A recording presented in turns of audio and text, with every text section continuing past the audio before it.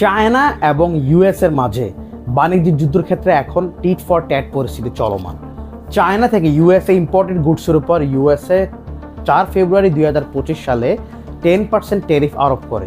এটার রিটার্নে China US থেকে imported গুডসের উপর 15% পর্যন্ত ট্যারিফ আরোপ করে। ইন্টারেস্টিং একটা বিষয় হচ্ছে, আমরা জানি অতীতে হুয়াওয়েকে যখন অ্যান্ড্রয়েড ব্যবহার নিষেধাজ্ঞা দেওয়া হয় ইউএসএ থেকে, হুয়াওয়ে কিন্তু নিজস্ব অপারেটিং সিস্টেম চালু করে এবং সাকসেসফুলি চাইনিজ মার্কেটে তারা এটা লঞ্চ করে।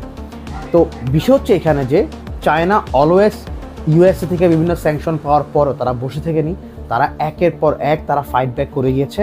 জো বাইডেন থাকা অবস্থায় ইউএসের এআইএ যে দখল, যে ডোমিনেন্স, সে ডোমিনেন্সকে ধরে রাখার জন্য চায়না এবং রাশিয়া যেন এআইএ ইউএস থেকে ডোমিনেন্সটা নিতে না পারে, এআইএ খুব ভালো কিছু করতে না পারে, ইউএসএ এক্ষেত্রে নানা রকম রেস্ট্রিকশন আরোপ করে যেন এরা পর্যাপ্ত পরিমাণে সিপিইউ তারা নিতে না পারে।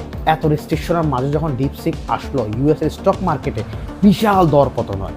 এনভিডিয়ার মতো এত বিশাল কোম্পানির $500 বিলিয়ন উপরে ওদের দরপতন হয়ে যায় এবং সব কোম্পানি এটা একটা এফেক্ট পড়ে। তো এই ক্ষেত্রে এসে এই যুদ্ধটা আরও বেশি ইন্টেন্স হয়ে উঠেছে।